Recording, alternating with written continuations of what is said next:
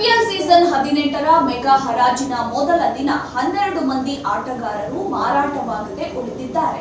ಈ 12 ಮಂದಿ ಆಟಗಾರರಲ್ಲಿ 3 ಕನ್ನಡಿಗರಿರೋದು ವಿಶೇಷ. ಹಾಗಿದ್ರೆ ಮೊದಲ ದಿನ ಬಿಕರಿಯಾಗದೆ ಉಳಿದ ಆಟಗಾರರು ಯಾರೆಲ್ಲ ಇದ್ದಾರೆ ಅನ್ನೋದನ್ನ ನೋಡಿದ್ರೆ, ದೇವದತ್ ಪಡಿಕ್ಕಲ್ 2 ಕೋಟಿ ರೂಪಾಯಿ ಮೂಲ ಬೆಲೆಯೊಂದಿಗೆ ಕಾಣಿಸಿಕೊಂಡಿದ್ದ ಕರ್ನಾಟಕದ ಎಡಗೈ ದಾಂಡಿಗ ದೇವದತ್ ಪಡಿಕ್ಕಲ್ ಮೊದಲ ದಿನದ ಹರಾಜಿನಲ್ಲಿ ಮಾರಾಟವಾಗದೆ ಉಳಿದಿದ್ದಾರೆ. ಕಳೆದ ಸೀಸನ್ ನಲ್ಲಿ ಪಡಿಕ್ಕಲ್ ಲಕ್ನೋ ಸೂಪರ್ ಜೈಂಟ್ಸ್ ತಂಡದ ಭಾಗವಾಗಿದ್ದರು.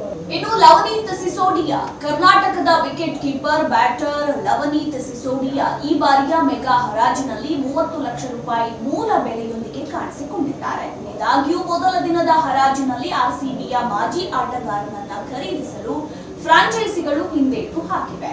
ಇನ್ನು ಶ್ರೇಯಸ್ ಗೋಪಾಲ್, ಸ್ಪಿನ್ ಆಲ್ರೌಂಡರ್ ಶ್ರೇಯಸ್ ಗೋಪಾಲ್ ಕೂಡ ಮೊದಲ ದಿನದ ಹರಾಜಿನಲ್ಲಿ ಬಿಕರಿಯಾಗದೆ ಉಳಿದಿದ್ದಾರೆ. ಕಳೆದ ಸೀಸನ್ ನಲ್ಲಿ ಮುಂಬೈ ಇಂಡಿಯನ್ಸ್ ತಂಡದಲ್ಲಿ ಕಾಣಿಸಿಕೊಂಡಿದ್ದ ಕನ್ನಡಿಗನ ಖರೀದಿಗೆ ಮೊದಲ ದಿನ ಯಾವುದೇ ಫ್ರಾಂಚೈಸಿ ಆಸಕ್ತಿ ತೋರಲಿಲ್ಲ. ಇನ್ನು ಇವರ ಜೊತೆಗೆ ಡೇವಿಡ್ ವಾರ್ನರ್, ಜಾನಿ ಬೈರ್ಸ್ಟೋ, ಕಾರ್ ಸಲಾಂ ಐಖೆಲ್, ಯಶ್ ಧೂಲ್, ಅನ್ಮೋಲ್ ಪ್ರೀತ್ ಸಿಂಗ್, ಉತ್ಕರ್ಷ್ ಸಿಂಗ್, ಕಾರ್ತಿಕ್ ತ್ಯಾಗಿ, ಉಪೇಂದ್ರ ಯಾದವ್, ಪಿಯೂಷ್ ಚಾವ್ಲಾ ಮೊದಲ ದಿನದ ಹರಾಜಿನಲ್ಲಿ ಮಾರಾಟವಾಗದೆ ಉಳಿದ ಆಟಗಾರರಾಗಿದ್ದಾರೆ.